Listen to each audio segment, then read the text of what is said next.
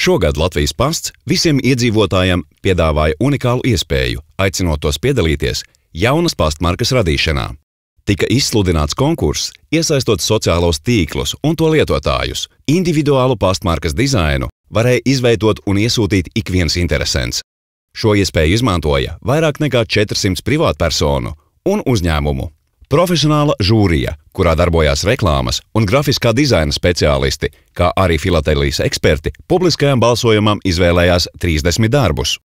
Publiskajā balsojumā varēja piedalīties ik viens Latvijas iedzīvotājs, izmantojot savu Twitter, Facebook vai Draugiem LV profilu. Visvairāk balsu ieguva pastmarka Vieta, kur rodas stāsti.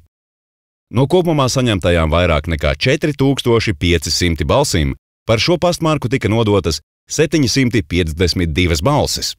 Konkursa uzvarētāja dizaina ideja pastmarkas formātā tiks izdota 2012. gadā, 500 000 eksemplāru, un tās nomināla vērtība būs 35 centīmi.